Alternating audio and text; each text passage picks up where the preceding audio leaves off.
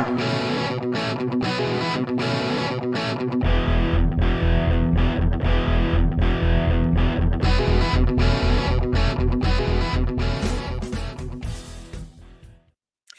everybody, let's have a cookout. Welcome to another episode of the Squared Circle Maniacs Pro Wrestling Podcast. My name, ladies and gentlemen, is Johnny Bottles. To my left is Dr. Don Wayne. You can find him at Don Wayne at Bust a Move on the Twitter, where he is a neckbeard psychologist. Don, it was a action-packed Memorial Day weekend. We had kings and queens crowned, coronations for those. And we've also had some fried Perry, some charbroiled Jack Perry. They set a motherfucker on bottles. They set a motherfucker on fire. On fire. On fire. They ran over a man in a trash pile in a bus. With a bus. They set a man on fire. Let's see. A man with a broken nose and who got hit by a bus got kicked in the face with a Reebok that was studded in thumbtacks. Many men have tried to break their necks with ropes. It was a cornucopia of stupidity this weekend. And one man fell out of the sky, Don. He flew too close to the sun, and he scorched his wings and fell to earth and broke his freaking leg. Oh, what can you say about all that? There's so much to unbox here. We talked about possibly doing a show. It was Memorial Day weekend. By the way, I hope everybody had a great Memorial Day weekend. We appreciate everybody for showing up today. Please like and subscribe. Hit that ring-a-ling. Hit that notification button. Super Chat's open. We have many things to talk about. We're going to try to cover this as quickly as possible and as concisely as possible because some of it just doesn't need to be talked about. By the way, as you can tell, we've tried something new here in Castle Don Wayne. Got a new little configuration here, so I hope it's a little bit clearer. I know the headset I used was not the cleanest, so I'm hoping this comes over a little bit better. I hope I sound better. I hope I'm crisper and cleaner. And Bottles is looking up things. You sound fantastic, pal. I just turned on the chat room. You sound like a non-horse Tony Schiavone. You sound fantastic. You're 4 notches above Jim Ross and 1 notch below Michael Cole. That's what I would say. I'm down with that. We got some big news that came out of the wrestling organization known as AEW today. Their latest, greatest free agent signing from AEW. Money in the pot. Thank you very much. We appreciate it very much. Greatly appreciate you showing up. She said, "Hey, Don and Johnny Bottles, I've been enjoying your videos. We enjoy doing the videos. And we enjoy you guys joining us. So thank you again. Yes. Thank you for the donation. If you got a question, you got something to say, feel free to ask. We'll try to throw you up here today. But if you didn't get the pay-per-view this weekend, you didn't have to, in my opinion, because every time something stupid happened on this AEW Double or Nothing, Twitter was all over it within 10 to 15 minutes at most. I'm texting you because you watched it live. And I'm like, did this just happen? I did watch it live. This, and it wasn't just 1 or 2 things. It was, did this just happen? That just really happened, just like you saw. There was horribility. You like that word? Horribility in virtually every match. Something horrible happened. And in certain matches, like the first match on the show, I'm not talking about the pre-show. I'm talking about the first match on the actual pay-per-view. Roderick Strong versus Will Osprey. Will Osprey, due to interference by the Kingdom, those 2 schmucks from Ring of Honor almost killed the man. You want to talk about that first? We'll talk about that. That was the first thing on the show. Basically, he fell forward and almost cracked his head open. And on the concrete floor, on the concrete, it was just ridiculous that this actually happened right out of the gate when this poor kid, who is actually a good wrestler, he's turned into a good promo. This was the best thing on the show because they recovered nicely. He was busted open and added a little heat to the match, a little soupçon of violence, and they put on a good match. Roderick Strong's one of the best wrestlers in the world when he's got somebody good he can work with. He's fantastic. They're both. It was a great match. That's all I can say. Wardlow he missed a cue. Osprey did. And you want me to go into it? here's what I just want to talk about what happened. These two numbnuts put the brand new signing, the big dollar money man, up on their shoulders to give them the Legion of Doom finisher on the outside of the ring from the 90s. If you ever saw it, it's called the Doomsday device. You put a guy on his shoulders, Animal put a guy on his shoulders, Hawk would come off the top turnbuckle and clothesline the guy into a flip off of the shoulders. It was a devastating looking maneuver until you watch these jackasses from AEW do it. And they missed the clothesline altogether when he dove over the top rope, missed the clothesline, barely got him with the forearm. It looked like shit. He does the backflip and eats the absolute concrete with his forehead to start the show off with.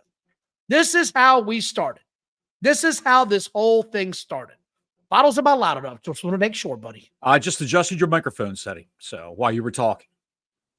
It is, it's one thing to watch this live. It's another thing to see it on Twitter, and that's all you see. And when I saw it on Twitter, I thought, why? Why would you ever want to put your brand new star in a position to take a bump like that in a meaningless match that you know he's going to win anyway? Roderick Strong, like you said, is good enough to carry this match with him. They're good enough wrestlers to put on a good show, in my opinion.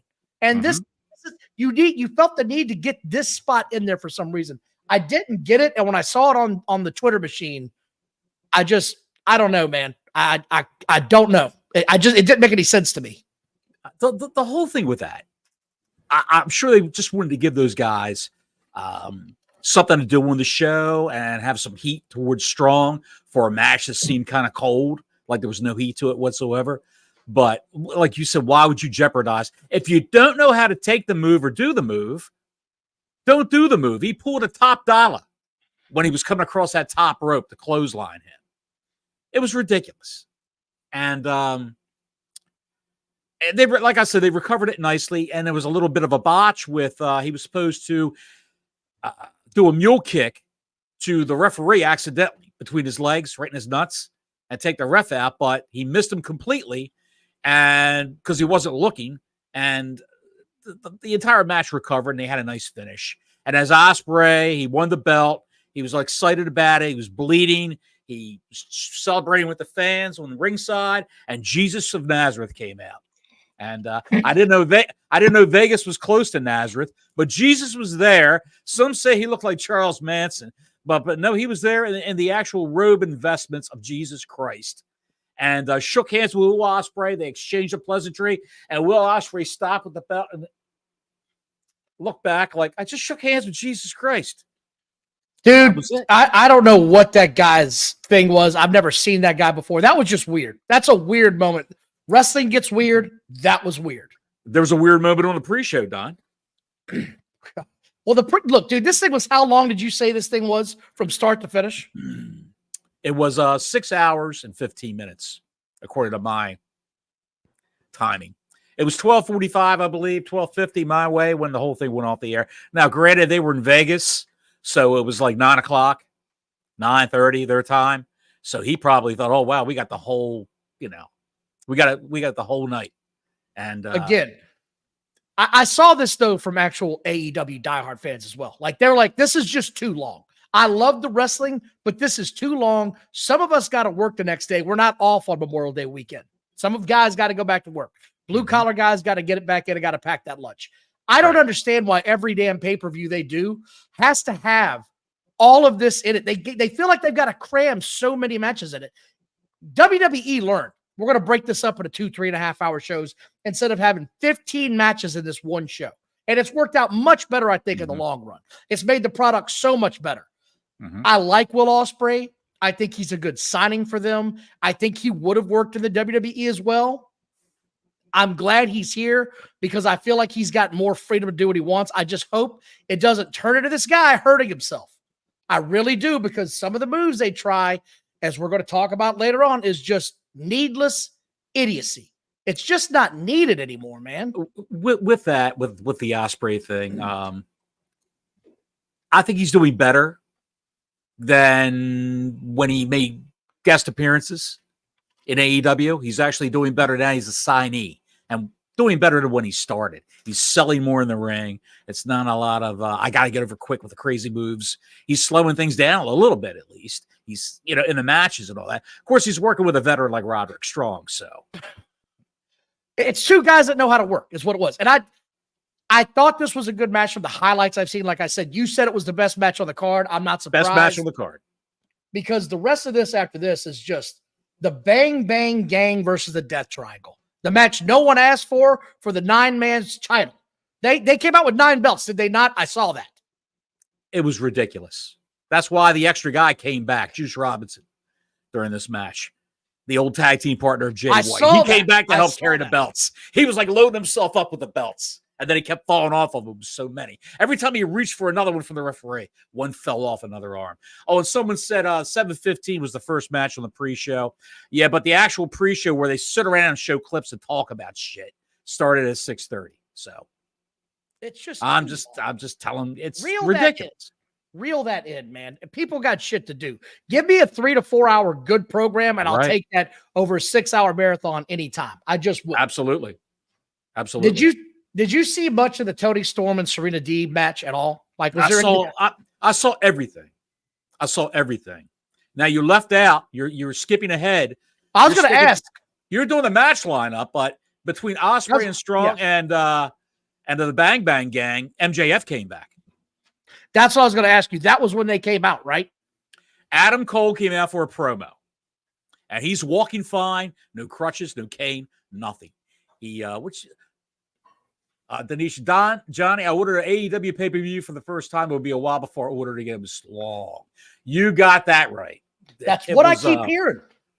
I actually drank like 3 Diet Pepsis for the caffeine during this thing. And I was, doing edible, drink 5-6 beers, shot of vodka.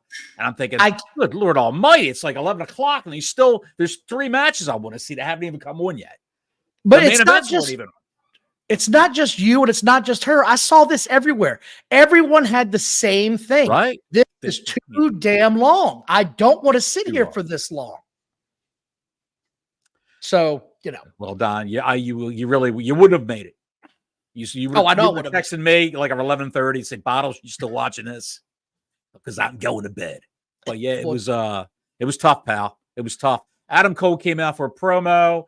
He did the stupid fucking entrance with the boom, and he is skinnier than ever. Skinnier than ever. Is that possible? I mean, Sky Blue wouldn't be able to fit in his pants. Good God. I'm just saying, he said, try these jeans on, Sky. She would never fit in those things. That's how skinny this man is. And even when his nemesis MJF came back, the lights went out. He came back. That's the big thing. And the way they did it was Adam Cole was telling everybody in Las Vegas how much they suck. He cut a huge heel promo on Las Vegas, Nevada. And he can talk.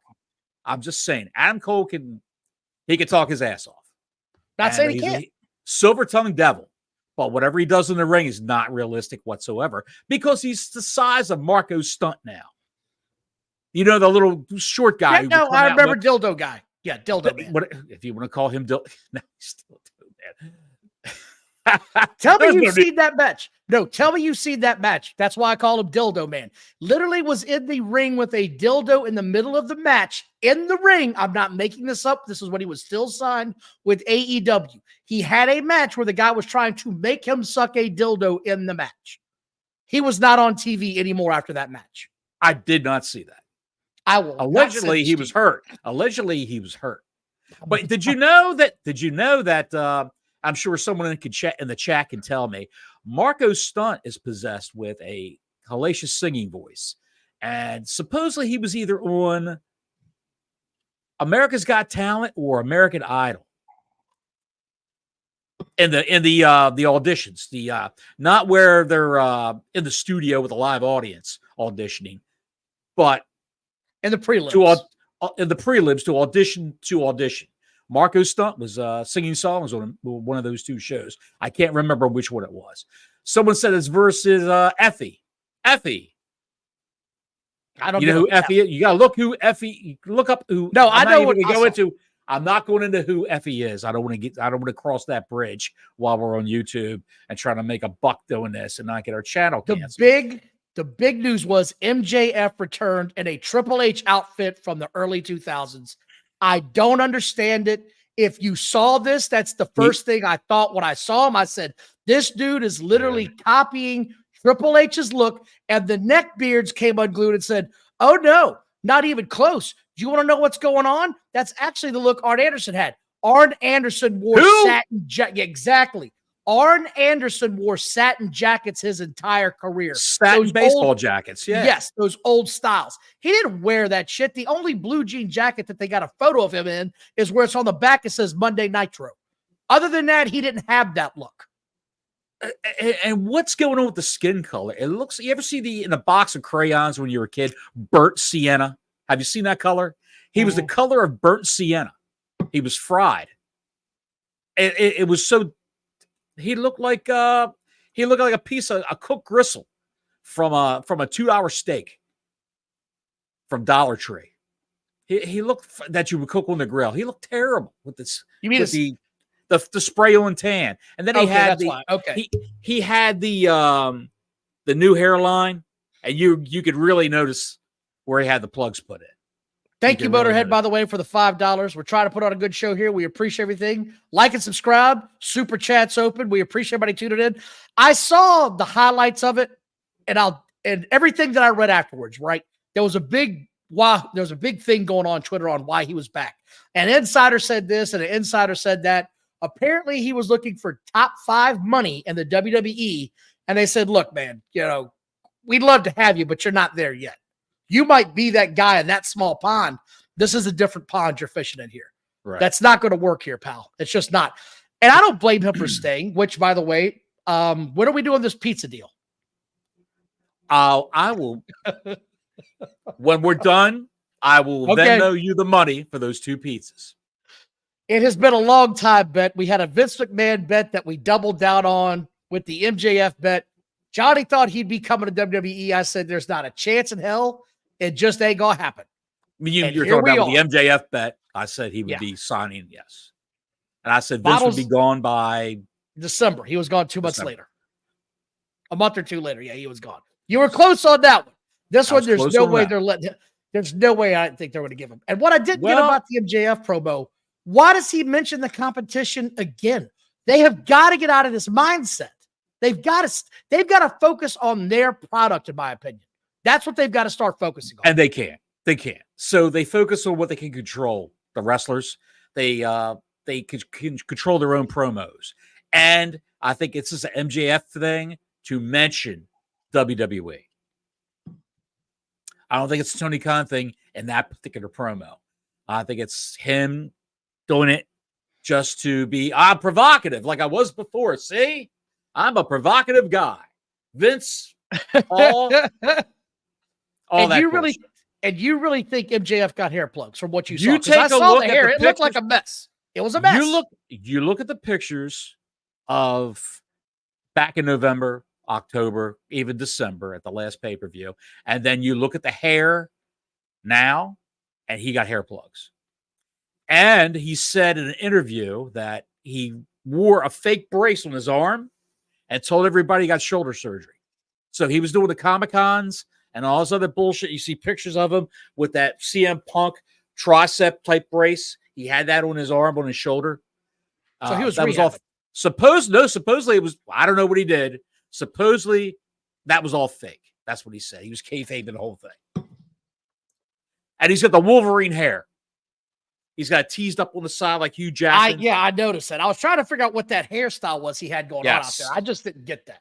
I think the other part was what they do hang on a second. When they do the plugs, they take it out of the back, the hair on the back of your neck. So maybe he's got that teased. I don't know what's going on back there.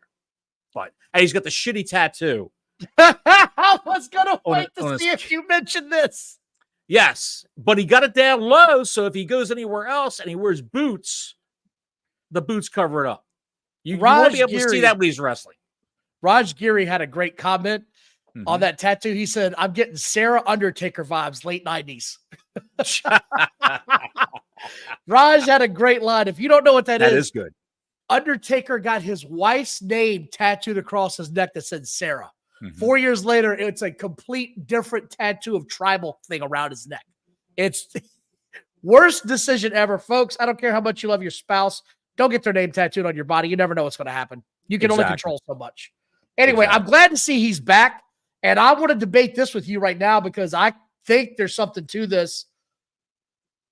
What do you think he pops on the number for his segment? How much do you think he increases this show? He's definitely going to increase it. When he would come out, when he and Samoa Joe were in that program at the end of last year, the ratings would pop every time he came out. When Joe was out, and then he would come out later on in the show, then they would both come out together at the same time, the ratings would skyrocket. It would look like a tent. And on that small landscape. And then it would just shift back down, especially with Crater during the women's matches at the like the 9:30 mark or the 9:15 mark. So what they should do, they should have him come out 8 o'clock. Nope. We're going to disagree. Go ahead. Would you say 9? You would say 9? I'd say 9. I would do the 9 o'clock pop it. I was going to say have Samoa Joe come out at 9. See, I would have Swerve come out at 8. Talk some shit, get his next person up to grabs. Swerve's the draw. Look, I like Swerve. No respect for Swerve whatsoever. There is none, but that's why respect. There's no way I'd have him do another match until the next pay-per-view. There's not a chance in hell I'd be doing that. No way in hell. Do you know who he's facing tomorrow night on Dynamite? Oh, no, yeah, you told me he's got a match, which is why I'm like, I can't believe they're doing this again. Do they not learn their lesson? He said this weekend when they were interviewing him, Sunday night, Monday, when they were interviewing him about how you feel about MJF coming back. Well, MJF's got a lot of work to do if he wants to get in line for a championship shot with me. And who's he wrestling tomorrow night for the championship? Luchasaurus. I'm not going to call him by his government name. The dinosaur is back. I'm not going to call him by Killswitch. Dude, it's just, that's one of the worst things you can possibly tell me that is going to be on your show tomorrow night. That's one of the worst things you could tell me. That makes heavyweight champion. Your heavyweight champion is wrestling a novelty act. Which, do you know what that tells me? They're not done with the Christian versus Swerve angle. This is going to carry on into the next pay-per-view. This isn't a one and done. It's going to keep going. Somehow or other, he's going to get himself back into this. So I'm not looking forward to where this is going. I like Christian as a heel. Mm-hmm. I don't know that I like Swerve having to fight that faction for the next 2 months. That doesn't appeal to me. MJF is back. I know he's going to go after, I don't even know if that guy can wrestle yet. Can he even wrestle? Not MJF, but little man. What's his name? Adam Cole. Can Adam Cole wrestle yet? Is he cleared we yet? We have no idea. When Adam Cole and MJF met in the ring, he put his arms out, he hugged Adam Cole, and then he kicked him right in the balls. And Adam Cole fell over, and he had to be helped to the back. Meanwhile, MJF is cutting his promo, this long promo. And, he gave, I should say that, he gave a kick in the nuts and a brain buster. And when he held him up, Don, for the brain buster, he was having trouble keeping that 125-pound man in the air. Which makes me wonder this. It makes me wonder either one of them, or either one of them exactly. Ready. Are either one of them physically ready in rehab? Because I said I didn't think we'd see MJF till July. And I wouldn't have brought him back. This smells of desperation. Desperation. Yes, exactly. But we talked about it last week. Last week we talked about I said to you, you agree with me. If you've got a guy like MJF on the payroll, the Rowdy Piper, C+ version of 2024. When you have that guy come in hurt and just cut promos or do commentary, why wouldn't you do that? They should have been doing it for about the past month and a half now. But that's what they decided to bring him back. But he wants to have him back in the ring right away, and don't put him back in the ring right away. He should not be lifting him up, even though he's light, and giving him a brain buster. Especially if he struggled like you said he did. Yes, he was having trouble keeping him up in the air. And I'll just want to say this before we move on. I like MJF.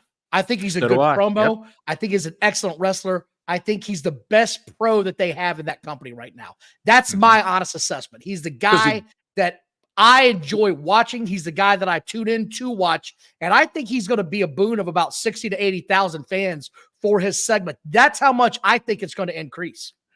He's a guy that gets it, and he knows what he has to do to get over, and he reads the crowd. He probably sits back there and watches the crowd all night, listens to them all, and sees what they pop for. And he's hopefully this guy's ready to go, and Cole will be ready to go. I don't foresee MJF going after Swerve right away. I think he's going to face Adam Cole, and that's going to be a thing where that's taken care of, and then he's going to go after whoever has the title. Because I don't see Swerve having the title past Wembley or having the title past the next pay-per-view. You want to know what I think, to be honest? What do you think?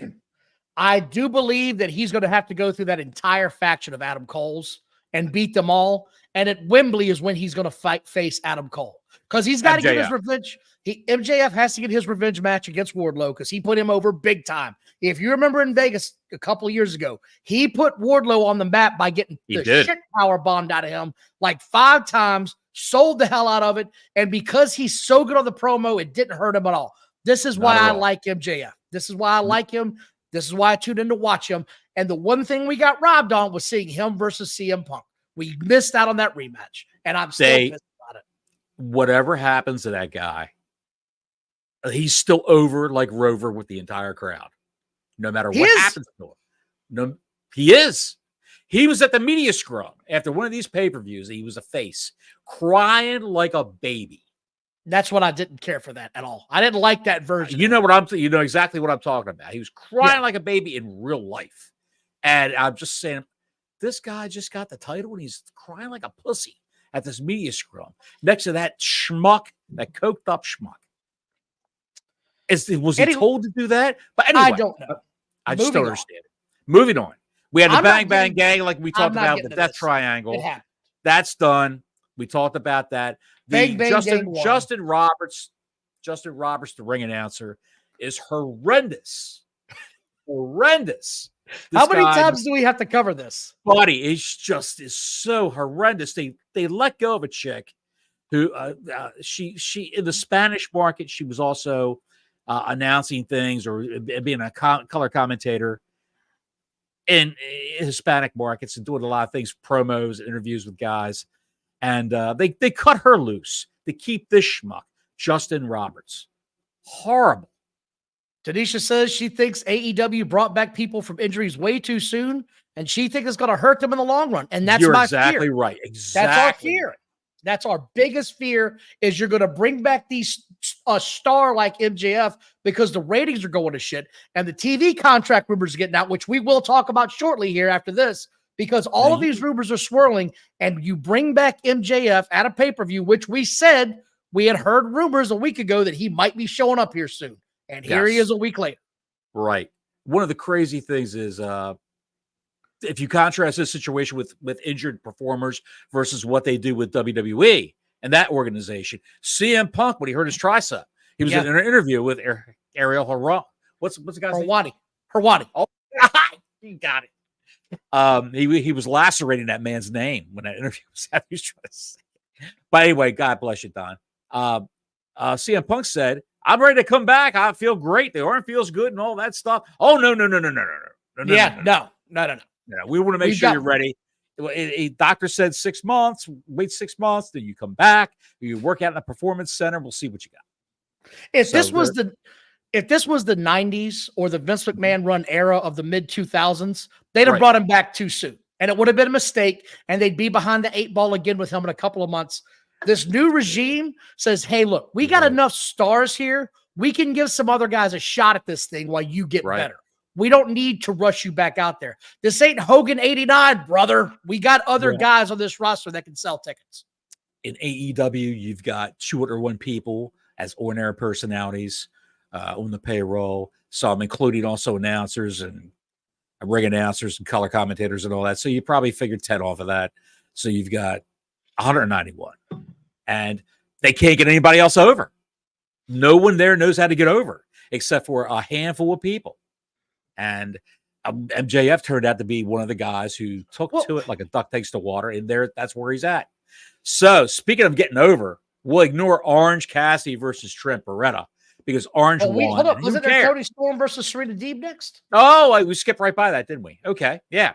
Storm versus Deeb. Deeb was trying to get the crowd excited, and she came at the crickets. There was no reaction whatsoever, and it showed on her face. And she's one of the best female wrestlers in the world. Just ask Larry from Louisiana. Anyway, Tony, Mariah May, and Luther and Tony's ass, they all walked to the ring, all four of them. Tony won, just to say it, Tony won with double pile drivers, 2 pile drivers, one off the top turnbuckle and one in the ring. She pinned Serena Deeb. She fell back, going up the ramp in ecstasy, followed by Mariah May, who they both fell into the ramp and embraced each other in a fantasy held by many, many men in the IWC. I can name somebody, but I won't. Yeah, I got nothing else. The next thing that I can't wait to talk about is Chris Jericho, Hook, and Shibata. Because, again, I didn't care for this match. I knew what I was going to see in this match. I don't care that it happened. Oh, boy. So that's what you give that one, huh? I gave that match a White Castle slider and a 32-ounce bottle of Jergens.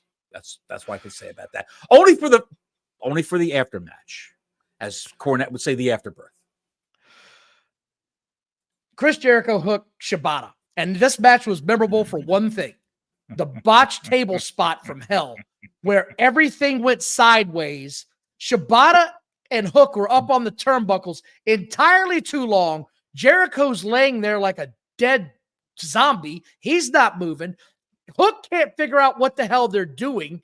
And the next thing you know, his head's over here. Shibata's trying to put his arm back. Before all that happened, Aubrey Edwards galloped over to Shibata. She galloped and said, 3 minutes, Shibata! Like Edith Bunker. Right there on live TV. And the cameraman must have had his mic turned on where it picked it right up. And Shibata went, I hope he can climb up on he climbed up on the top. I don't think he understood a word she said. So, well, she speaks hoarse. Block Larry says women's wrestling is trash. Women's wrestling, according to Larry, there is no good thing that'll come out of it. My man has been consistent. I'll give him credit. Salute. He has no love lost for the other side. He has none. Larry, what about a Rhea Ripley versus Charlotte Flair match? Would you watch that? Who wouldn't watch wait. that? Let him percolate. Let him percolate. He'll let him percolate. We'll see what happens. I would talk about this table spot. That was he finally gets him up there. He's up there for hits Hook. God. Folks, if you didn't see it, I know you didn't see it. Hook's sitting on the top turnbuckle. Jericho's on a table that they got laid out in front of that corner. Shibata just got told it's 3 minutes by my friend Flicka. And then he climbs up to the top turnbuckle and he can't get him. He hoists Hook get up. Him. He's trying to get him up there on his shoulders to give him a muscle buster, which is Samoa Joe's finishing move. And Hook didn't know what he was going for because Shibata probably said, well, there you die. That's he probably called the spot like that. And Jericho is laying on the table, waiting forever. He's looking at at those guys on the turnbuckle, and he's got his forearms up over his hips to brace himself for when these two schmucks come down across the table. Well, when they came off the top, they grazed the edge of the table, dude, the outside edge, dude. They missed the table completely. Hook ate the mat. Takeshita ate the mat, and Jericho had to throw his body into the table to break it. I thought they tipped just the side of the table. I'm not saying knocked it over, but I thought they hit the side of the table. I watched Jericho give it like a reverse hump with his butt, trying to pop that thing. He was doing the reverse hump. He was like, oh, take it, table, take it. And there's dice all over the ring when this thing ends. And they're selling it like they landed on thumbtacks or nails, just selling it like they had been shot. It was horrendous. Horrendous. Big Bill, who is the former Big Cass. Oh, yes. WWE, This part. Big Bill strolls out. And this is a FTW championship match, which means anything goes. There's no rules, no countouts, no disqualifications or anything like that. So Big Bill comes out. He's trying to beat up Hook. He roughs him up a little bit. Oh, my God. And then Here we go. Brother Fluff Salisbury with the $2. We'll change his tune when we get Tony versus Wendy Richter. If you watch the media scrums with AEW after all the pay-per-views, for some reason, I think Tony Storm tries to work in a Wendy Richter reference. And they're trying to get Tony Khan's actually trying to get Wendy Richter to come in. She goes, I got no interest in that whatsoever. Because if you've seen Wendy Richter nowadays, the 75-year-old Wendy Richter, go look that up on Google. Look, we called it last week. The table is no selling the shit out of everything. No selling anything. Story. So hang on a second. Big Bill. Big Bill. Oh, okay. Go ahead. Big Bill comes out against one of the smallest guys in the company, Hook. Hook struggles like an ass to get him in the air to give him a power bomb through this table because Hook is maybe 150 pounds. Bill is legit close to 300. He is a massive man. He pushes up. He gets over. He just gets him on the table, gets him on the edge of the table. The entire leg of the table did not go down. It stayed up. No, it was more like he suplexed him through it. He suplexed him off the ring apron onto the table. But he missed the thing by millimeters. The leg of the table, the frame is what Don said, is on this side, closest to the ring. And it's standing straight up. It did not collapse, fold up. And his head was 2 inches away from hitting the getting impaled on the leg of this table. It was unbelievable. It was dumb luck. And dumb luck. And Bill looked at it like, ugh. And Hook was just holding his neck, his back, his balls, and his crack, as the old rap song goes. But go ahead. He was so lucky he didn't get impaled by that thing. I saw the replay of it. Jericho won the match, which he could have had his head ripped right off his body. He did everything could have gone wrong. Terrible. Stupid move. You shouldn't have small guys doing shit like that to big guys. It's dumb. You don't have big guys come off the top rope. We'll talk about that in a minute. Garbage. John Mox, it was all garbage. It was 10 o'clock, Jericho. Don. It was 10 o'clock when this happened. Yes. Okay. When this particular man came out, it was 10 o'clock. I was fed up and tired. I let the dogs out. I took a squirt. And John Moxley was still walking to the ring. Hold on. Chris Jericho won. We said that. Yes. We had a discussion last week because you said it was a no title match. It was a championship opportunity match at a pay-per-view, which is essentially worse than masturbating because it means nothing. It means less than nothing. This mattered so little. You've got all these titles on the line. This New Japan Pro Wrestling. Generally, when they do this, the champion loses. That's what I was saying. Championship, and that's what I said. That was a discussion. I was getting there. That was a discussion we had last week. Generally, when they have shit like this, the champion loses. Takeshita is so far in the doghouse because of the comments he made to the Japanese press. He is going to lose this match to teach him a lesson. And sure as shit, he lost the match. Your other big Japanese signing lost the match. He lost the match to a one-armed man. Because you said that he targeted the arm the whole time. Well, no, he came out. Moxley came out with the arm wrapped up on the hand was taped all up. He was taped up his arm and up to his shoulder and across his chest. Like someone tried to rip the arm out of the socket. That's how bad he was wrapped up. Hit him with a bus. That's coming later. We're not there yet. By the way, super chat's open. Like and subscribe to this channel. Give us a notification button. We'll try to get pushed to 750 if we can. We're almost there. Appreciate you guys supporting us. We're just fans watching wrestling, and sometimes it's good, and sometimes you get shit like this. Because next up is what we got to talk about. Because there's only two things out of this match that we're talking about, to be quite honest. With Adam Copeland and Malachi Black. There's 2 spots, and that's it. After the Moxley match, Shivani turned to Excalibur and said, I can't believe what I'm seeing. And I just said, that makes 2 of us, Tony. That makes 2 of us. That the fact that Moxley, chairs flying around the ring, Moxley stomps the guy, does the Seth Rollins move, and stomps the guy on the chair. And it gives him his double hook DDT, the Death Rider. He did that. Moxley took 2 of his own moves. He took 2, I guess it's like an underhook DD. It's I don't know what it is. Yeah, that he double took a knee to the head. Whatever it is, dude, he took 3 or 4 of them. Got the shit kicked out of him and kicked out on every single one. Can we? This was it was an assassination of Takeshita in AEW is what it was, his career. Because he's just going to be I just see him as a jobber from now on or for a lesser title. They're never going to look at this kid as anything more than, what are you doing? Can we talk about the Sid Vicious spot now? What was that? This is your Sid Vicious spot. Oh, the Adam Copeland Malachi Black match. Adam Copeland is 50 years old. He's not a young man. In his mind, he's making some really bad decisions. And I have said this, be careful of the company you keep. If you hang around a bunch of immature jackasses, eventually you're going to act like a bunch of immature jackasses. They have a barbed wire steel cage match where Adam Copeland decides in his wisdom as a late middle-aged man, I'm going to climb this thing and come off the top of this cage, which, by the way, is higher than the WWE cages I noticed in this thing. Way higher. It is not just 8 feet above the ring. That shit's legit up there. Very high. Adam Copeland goes up. And when he gets there, you can see the look on his face is, oh, shit. Okay. Well, hang on a second.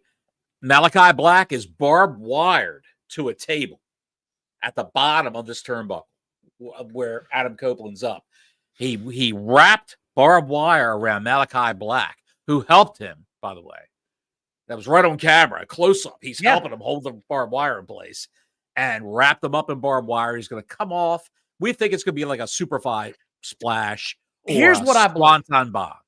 We talked about this earlier. And thank you, Gil. Yes, Edge was 6'4". He's probably 5'9" after that spot.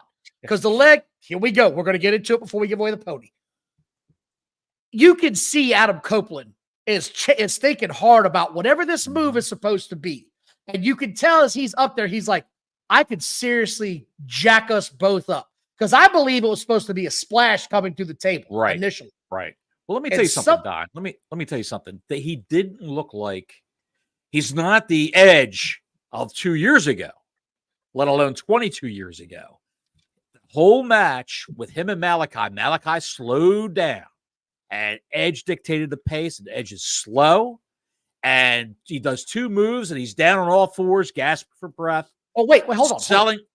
I'm just saying the entire but I got something leading up to this point was horrible. Go ahead. If you remember when he fought Randy Orton at WrestleMania a couple years ago, because that's when I started sort of watching again, that was the same shit. It was god-awful. It was slow. It took way too long to get to wherever the hell they went to that match. And that was this match. That was this match. Terrible. There's just a time where it's time not to do this, but you can tell when he gets up there, he's like, I'm not doing this. I've got to do something else. And he because you can't climb down if you decide to change your mind. Before he got up there, Nigel McGuinness had the best line of the night. He said, this is becoming hard to watch. And I said, no shit, Nigel, no shit. And I look over at the back of the TV, and the referee's in the corner tying his shoe. He bent over to tie his shoe. God. While those two are trying to figure out what they're going to do next. Edge decides, I am going to come off of this thing, and instead of giving him the body splash, or whatever the move is supposed to be, I'm going to give him an elbow, lands on his feet from 15 or so feet up at 240 or 250 pounds, at 50 years old, drives the elbow in, and promptly falls into a crumpled heap on the mat, and you can tell immediately he's fucked. He has done something to himself. That's like jumping out of a second-story window and landing on your feet. And you've been a wrestler for 30 years, 35 years. And your knees, your ligaments, everything's just going to crumble under there. And sure enough, he broke his right leg. Today they reported he broke his tibia. He broke his tibia. They reported today. Yeah, he's sitting there in crutches like, I broke it so bad, I've got to have surgery. So that makes me wonder, did he fracture it or just break it? Because there is a difference. He said he fractured it, and everyone else picked up on it, that he fractured it, but he's got to get surgery.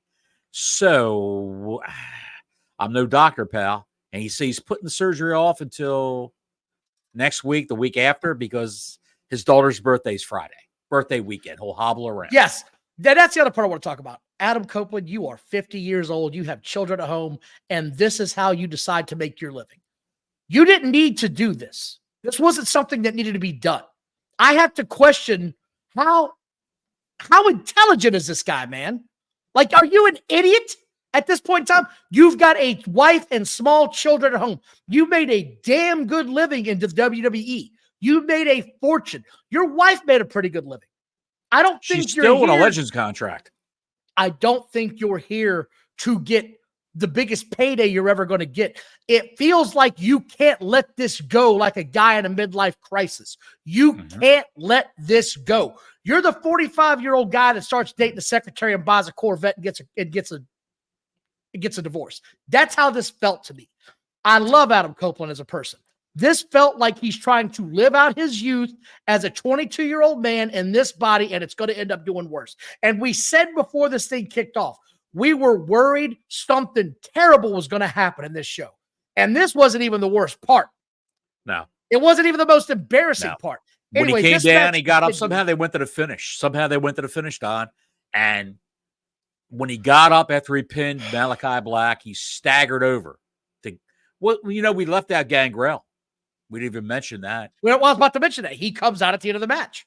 He comes out at the end of the match. It's 10:41. 10:41. When he came off the top of the cage. Gangrel comes out, blows the blood into the face of Malachi Black, blinds him. Black gets into a crossface with Edge, wraps him up in barbed wire, his face. Edge has him locked in with the barbed wire where Malachi's holding it. I don't know if it was real barbed wire or not. It doesn't matter. It doesn't matter. He had his fingers over top of it, protecting his face, and he tapped out, which was it looked terrible. And then Gangrel, go ahead. You said last week, I wouldn't be surprised if Gangrel showed up. He's been wanting this for a while, and I said, I wouldn't be surprised either. Both of us were in agreement. Nobody should be surprised if this guy shows up. Right. And here's my problem. It doesn't mean shit. Gangrel meant nothing. He meant nothing almost 30 years ago. He means nothing now. I showed you what the numbers were. He came out with the Brood from October to June, from 98 to 99, and was gone. He was a fart in the wind. Edge and Christian were over. He was not. I don't know why people think this guy is something that he's not. He's a porn maker now. That's who he is. With fake freaking vampire teeth. He's a weirdo, man. It was horrible. And Gangrel, you notice he's not all elite, because if they would have signed him, that would have been a big banner on on Twitter. This is a one-off thing. This is what Edge wanted for WrestleMania a year ago. And they refused. Triple H said, no one will remember who the hell Gangrel is. He's not important. No one remembers who he is. And by the way, Bottles. What's that? It looks like you've restocked your Bud Light back there. I'm proud to see it, pal. You like that? That's my walk-in Bud Light closet. It looks great. It does, doesn't it? It looks fantastic. This match ended. He got carried out. I was sad to see him break his leg and hear about it today. Do you really want to get into Willow Nightingale and Mercedes Moné? I don't want to get into this, man. I don't have the heart for it. I heard it was a good match for a women's match. I heard it was pretty good. Come on, man. Was it not? Because I'm just telling you what I read. Look, she was very rusty. You could tell she was nervous, even though she tries not to portray it, of course.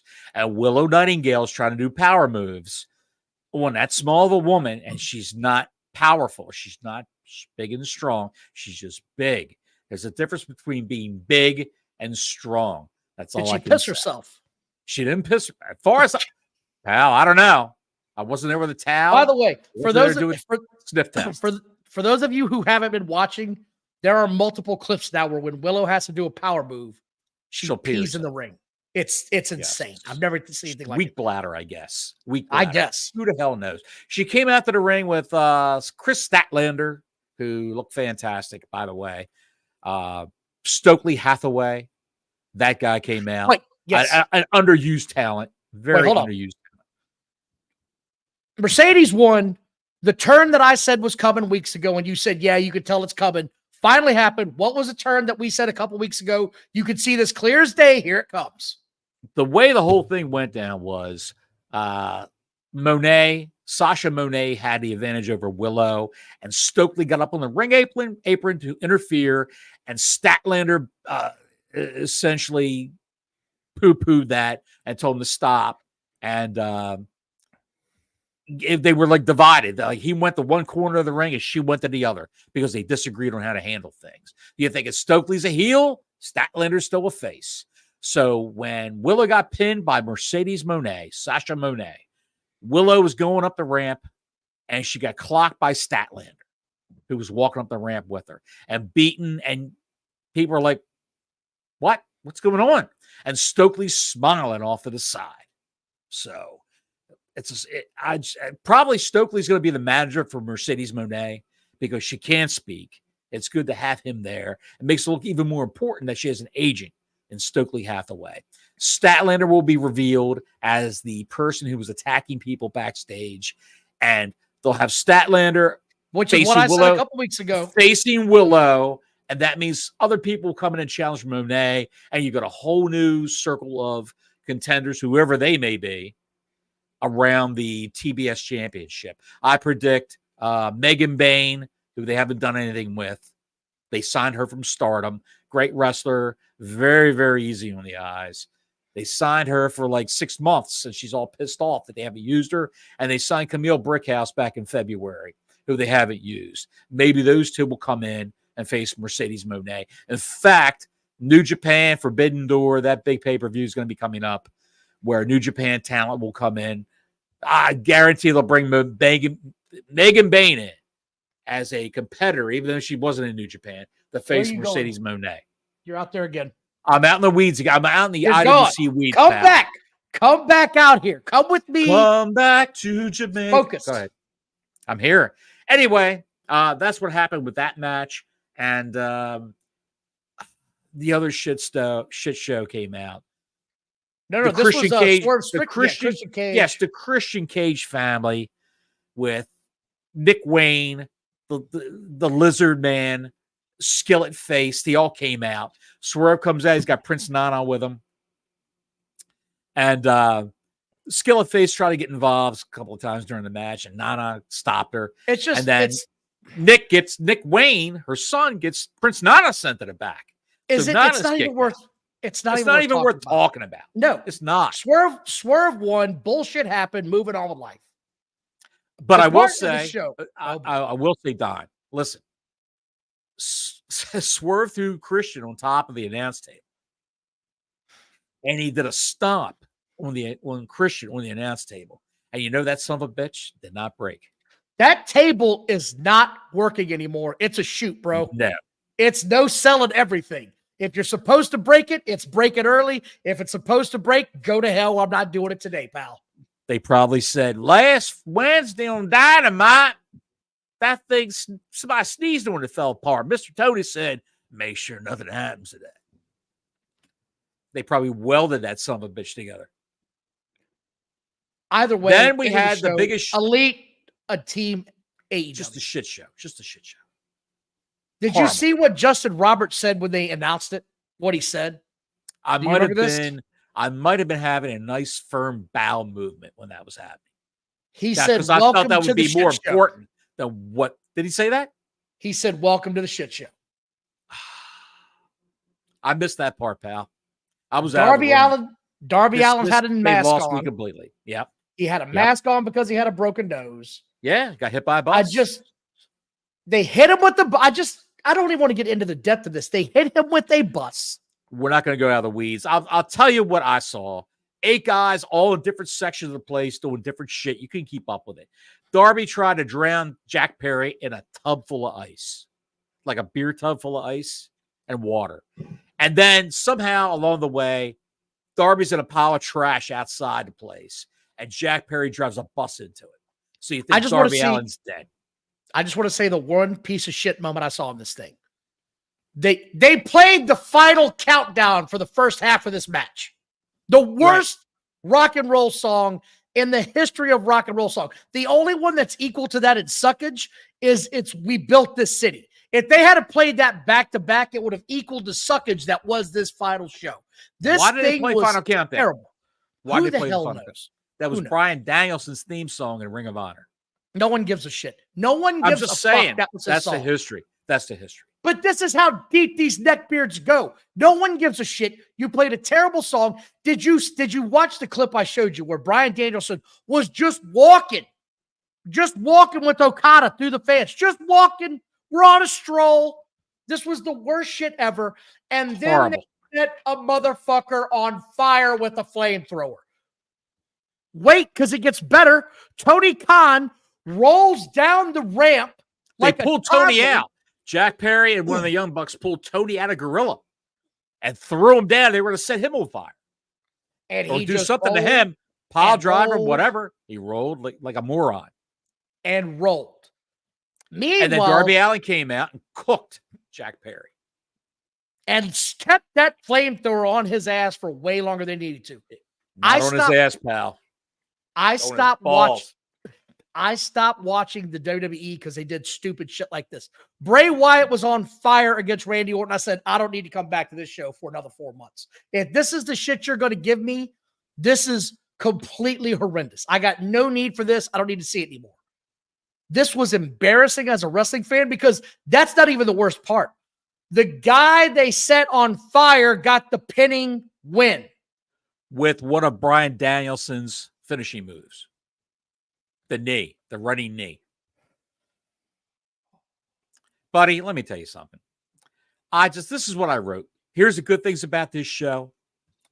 Osprey and Strong, MJF coming back, Juice Robinson coming back. He's Carlito on meth. That's what I wrote. Juice Robinson is Carlito on meth. The Tony Storm thing, and Swerve versus Christian, but it was just a Dynamite match. That's all that was. And the bad was everything else. And I have to say, Serena Deeb coming after Crickets was terrible. And things I never want to see again. John Moxley. Never want to see that guy wrestle. Ever. I don't need to see him do another match. And Anarchy Not in in the this arena. form. Not in this form. Anarchy in the arena match with all those people. No. Another 6-hour pay-per-view now. Too many matches were on this show. You did not need to have you're not using a tenth of your roster. So why would you put all these people in the show? Was it Danielson that ate the pin? Yeah, he got pinned. I thought so, yeah. Why not just by Jack just Perry, shit all the over guy the they guy? set on fire. Yes, the guy they said, I'm done. I'm done. Some people need to just stay home. Samoa Joe stayed home. You don't need to have all these people in your show, all these matches. The Elite suck. I don't want to see those people ever again. Nick Wayne's mother, who's got one expression on her face. She makes Jim Ross look like Jim Carrey. That's what I said. One expression, frozen face. Christian must be banging her, dude. He's got to be banging. I'm not. Nick Wayne's no. mother. I'm not going there. Luchasaurus. No. Just unmask him. Just unmask him. Say, this is Jack Fockman from Fort Wayne, Indiana.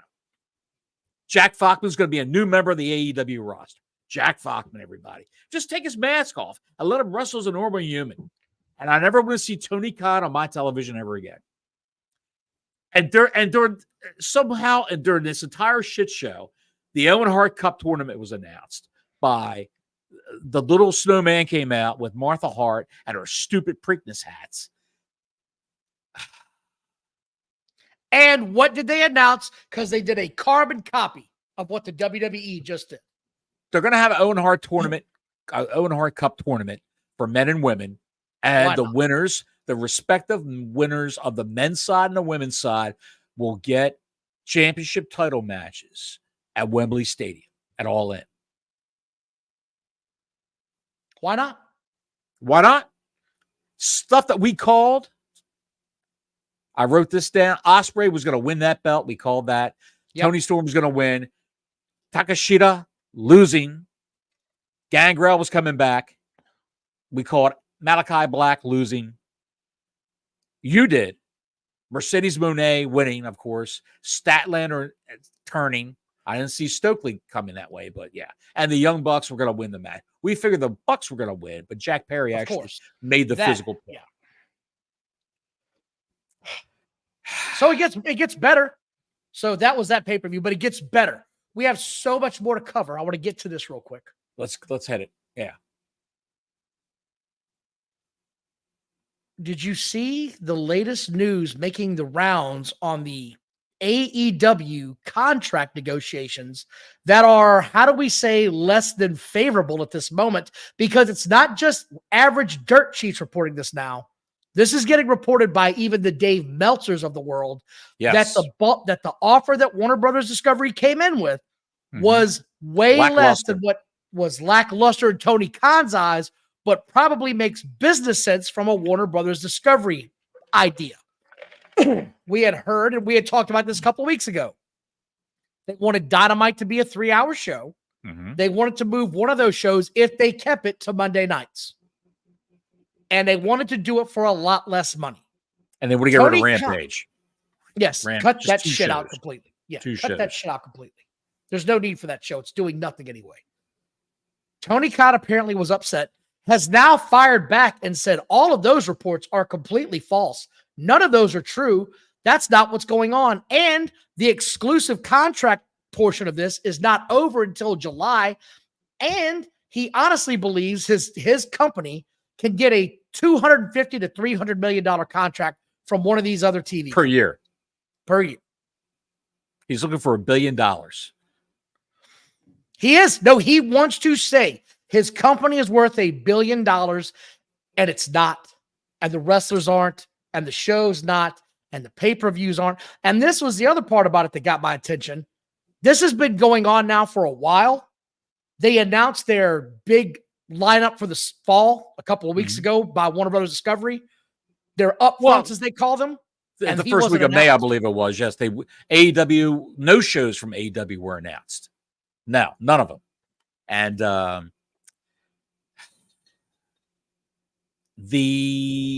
I heard that the window for negotiations was done. That's what I heard. So he could shop. I'm just saying they could still negotiate, but the exclusivity part of it. No, you have the exclusive deal. Well, I heard that was done, but he could still shop it around anywhere. But I just saw a report today. That they're doing away with cable networks. Boomerang from the Warner Brothers Discovery, the Boomerang old school Cartoon Network type network channel. You probably have that on your cable system. I don't have Boomerang anymore. That's gone. You don't? Oh, they got rid of it. Well, they're getting rid of it all around the world. It's going to be done like in another month. And there's a FX. There's Fox. Yeah. And there's FX on cable, and there's a FXX, of course. That's going to go in like 3 months from now. They're getting rid of that because only 200,000 people a day are watching it. That's it. Well, here's the thing. Cumulative. Yeah, I talked about this earlier. The FXX thing, that's actually a paid subscription. Like, you have to have an elite tier of cable to have that. It's not like the TBSs and TNTs that are on all of your regular cable channels. FXX is not carried like that. I wouldn't be surprised, Don, if they sell off all these lesser channels, Warner Brothers Discovery, all the shit that they own. And I wouldn't be surprised if what else are they? What are the major? I guess there's no NBA anymore. What else do they have? NHL. Well, NHL. So here it is. The NHL is still there, but the NBA is not gone yet. That's gone. Well, it's going to be gone in the fall. It'll be gone, right? Or next time. No, they have not. They have not signed a contract yet with NBC or Amazon. That is not gone yet. Oh, that is just what is believed. It's not gone yet, from what I understand, what I've read. And this is the other part that's sort of getting my attention. They're saying that they're going to use the TNA basketball money now to sign AEW to longer deals. Folks, I got news for you. That bucket of money is not meant for AEW. It is meant for actual sporting events, such as the NFL, the NHL, the NBA playoffs. Do not be surprised if they use that pool of money to be the exclusive home of something like the NBA playoffs or have a couple of NFL playoff games. There are other ways around this. Amazon keeps dipping in the pocket further and further and getting night games during the year. There's more and more of those now. Now you've got Sunday Christmas or Christmas games in the NFL. There's other avenues to explore that can take some of that money. They're not going to say, "Hey, AEW, we sucked at getting the NBA signed. Please take $500 million and put on your shitty product." It's absurd that that's their mentality. What, it really is. What if you signed a company that had like 1 million in ratings on Wednesday nights, you gave them a third show, they pulled in 600,000, and you say everything's going good, everything's going great, and then those ratings dwindle and dwindle and dwindle and dwindle. And would you make the same offer that you made them originally, or even more? Of course not. But these kids in the IWC, all the AEW fans have no idea. They have no conception how money works, how people make money, because they're probably. How can they have no conception of this, Don? I just don't understand it. You read Gil's super chat. Couldn't help himself. Supposedly, Pop TV Access and Public Access have made an offer for AEW. A conglomerate. Dude, they're pulling their money. The Holy Trinity is coming for him now. God. Look. The truth is, they've got this extension when they were a white hot product, when the WWE was sucking hind tit and was unwatchable because they were setting people on fire. No one was watching this shit. You just did a show where your star came out dressed like a 2001 Triple H.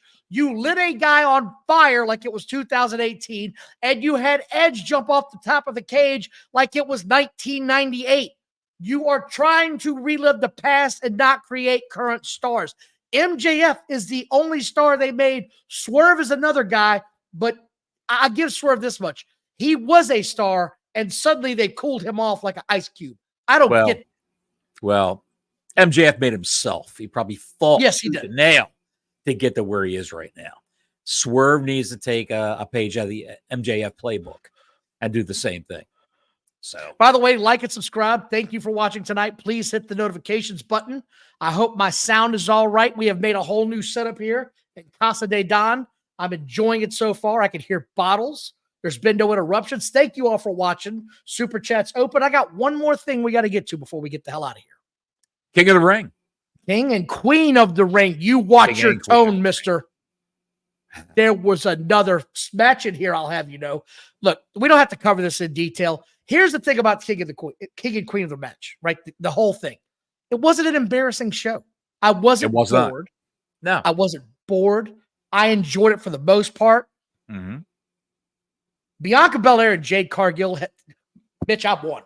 I'm a fan. I don't give a shit. I'm a fan. They look great. They look like stars.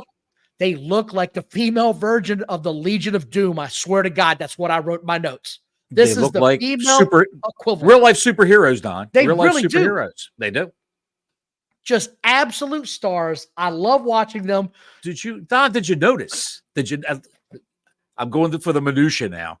Did you notice when Jade Cargill came out, they had to put appliques on her bodysuit, on her tights, to cover up the protrusions of her abs? Because Friday night when she came out, it was just popping through. I know, yes. And they're very big on that. Yes. Very big on that. Yes. So I enjoyed that. I want to get to the women's championship match right out the gate. Go ahead. Becky Lynch and Liv Morgan, okay? Because this is another one, right? Liv Morgan won. I said it weeks ago. I like to let's pat ourselves on the back, Johnny. We said this was coming. Liv Morgan's coming to the Judgment Day. She's going to be the new leader of the Judgment Day. She's got Dom in her pocket. He's making it look like he's not doing this shit on purpose. It's an old wrestling angle as old as the hills. If you've been watching long enough, you know it's coming. You know it's coming, right? Sometimes the best angles are the oldest ones. He helps her win the championship. Bravo. I love that. The part that's been the biggest talk and speculation today on the IWC is that she doesn't have a contract moving forward. Becky Lynch. Becky Lynch. All indications are Becky Lynch has got no interest in joining AEW. She wants to take some time off to be with her children, with her child, and she wants to go home for a little while. She wants to do that. Her husband's home rehabbing. She'd like to have some time at home with him and the child. That's what I've read. He just signed a multi-year deal himself last month.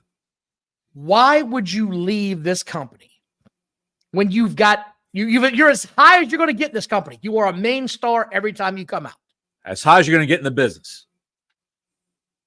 Go home, spend time with your children, enjoy your life, sign a contract in 3 or 4 months, come back for, I don't know, Royal Rumble as a surprise entry that no one sees coming, win the damn thing and have a WrestleMania main event again against, I don't know, Charlotte or someone else. Right. There's a lot of ways. I just don't see her leaving. So everybody making a deal out of this, I don't get it. The Sami Zayn, Chad Gable, Bronson Reed match. What'd you think of that? It's not bad, but we gotta get to the end game with the goddamn Chad Gable faction by now. We gotta get there, happen man. soon. It's gotta happen where Otis turns around and clotheslines the shit out of him. Whacks the shit out of him. Because that's where this should be going, and they're taking way too long to get there. Right. Anyway, I didn't hate the match, but it was just sort of there. Valkyria and Nia Jax had a match. Wasn't hateful at all. This was the best Nia Jax match I think I've seen her have. Valkyria, look, she's fantastic, dude. She's fantastic. Great. She really is great. I tip my hat. She was great. I enjoyed it. Of course, Nia Jax won. You knew that was coming. She's a big heel. Gunther versus Randy Orton. I want to talk about this real quick because they put on a professional wrestling match. There was no horse shit. There was no there was no invisible hand grenades. Nobody got thrown out of the ring and DDT'd to the floor 13 times. There was no count out for 45 seconds. It was selling, abuse, playing to the crowd, calling the match in the ring. It looked like it was fantastic. I just Two pros. I don't know what else to say. Two pros. Were you sports entertained? I was, but here's the thing. Randy Orton got his shoulder up. And the IWC, the guys that have not been watching this shit long enough, exploded. Right. Oh, they botched the spot. Did you see them botch that spot? He got his shoulder up and that ref counted anyway. People don't understand. These old angles that they're using right now still work today. The ref missed it. The babyface has a legitimate bitch on why he's upset he lost the match, and you gave the heel bragging rights. It all made perfect sense. He wasn't in position. He missed the shoulder, and they talked about it last night on Raw that Randy Orton got screwed. Right. Do you foresee Randy Orton taking exception to this and getting a little heelish on SmackDown? I mean, who's next for Cody Rhodes? Let's get to that. Let's get to that. The Cody Rhodes thing. I don't know about anybody else. It's just not doing it for me.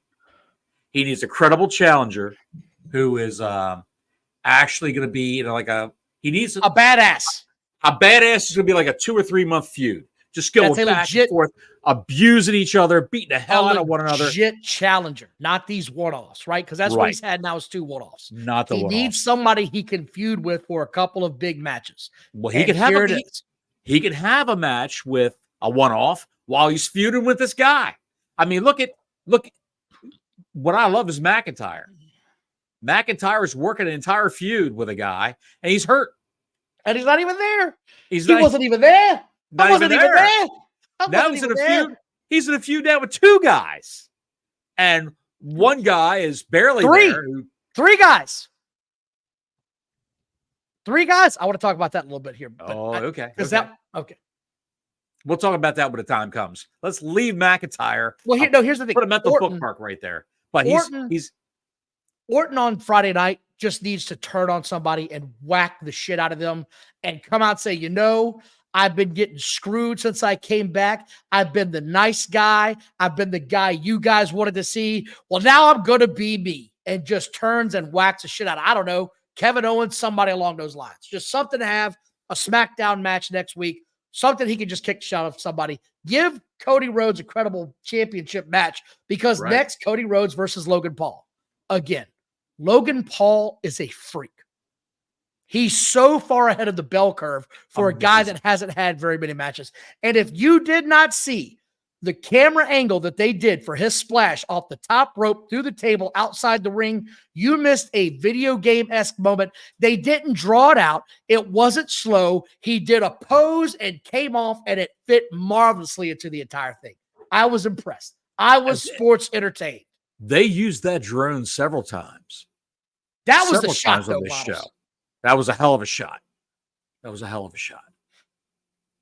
That impressed me. That was that show. Let's cover Raw real quick because Raw had too much bad dialogue for my taste. I'm just going to say it now. They got to stop writing all this shit for these guys and let them just work. You can either sink or swim on the microphone. Stop hand feeding them lines. Every time I hear Damian Priest talk now, it feels like he's leading lines off a cardboard piece of paper, and it's awful. They started it off with Gunther, and people were talking about, well, Gunther, he just sounds sort of, I don't know, sort of rough, sort of offbeat. That's why I like his promos, because it doesn't sound like he's rehearsed it for 45 minutes the night before. It sounds like a guy that wants to come out, talk shit, beat your ass, and go tell your kids about it. That's why I like it. Exactly. And Damian Priest, every promo he does, it sounds like he's learned his lines well. No improv there at all. He just learned his lines well. Now, McIntyre took it easy on him. When you see McIntyre and Punk go back and forth, that rare occasion when they were playing off of one another and improv. You can't do that with Damian Priest because he's got his lines are memorized. So McIntyre took it easy and guided him through. And I don't think he lost the plot completely, but the Damian Priest experiment for me, is past its sell-by date. It's expired. We said it last week on Tuesday. That was our show. I was talking about how Jey Uso, which, by the way, who was conspicuous by his absence this week on Raw? It's almost like people listen to this show.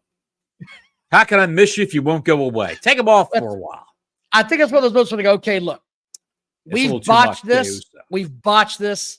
Let's pull this back a little bit and sort of reset some of this shit. Stop doing the wind-up, god-awful punches. Stop doing all the super kicks. Stop doing all the grab-ass stuff. Get back to your basics that got you over. Stop doing all this extra bullshit. Right. Come up with a good finishing move and a good offensive move that looks real. And hey, he's a great promo, dude. Great promo. He's a star. He's got a good line. Jey Uso is in your city. That's great. It's just, and yeet. He fell right into that. Yeah. Anyway, that was one of the high points of it. Again, Damian Priest referring to get everybody to the clubhouse. Are we goddamn 8 years old? Get everybody to the clubhouse? I got a clubhouse back here. You want to go hang out, Bottles? We'll drink soda pops later and count our baseball cards. What the shit are we talking about with a clubhouse? We can shoot darts. God, dude, just what the hell? Terrible. Who has a clubhouse as a grown man? You know what I say to my buddies after we play golf? Let's go to the bar. You could have called it anything but a clubhouse. Call it the room. Call it the stable. Anything. Get everybody back to the stable. No, we're going to call it the clubhouse. You can tell, even though Triple H is running this show, there is still little Vinceisms in the writer's room that they can't get out of their system. What if we called it a clubhouse? It's just awful. They just can't. There was a couple other parts I want to talk about real quick. Braun Breaker is just a machine. Just a machine. If you took Bill Goldberg and crossed him with Rick Steiner and threw it a little dash of Scott, that's what you got. It's phenomenal. Absolute monster. I enjoyed everything about him. Chad Gable had his spots again. That shit doesn't stop. Got to get to the payoff here. It's taken way too long because there's just too many people that are killing me in this stable. Because you can also be like, oh, God, he's so mean to me. Oh, he's so mean to you. Oh, he's mean to you too.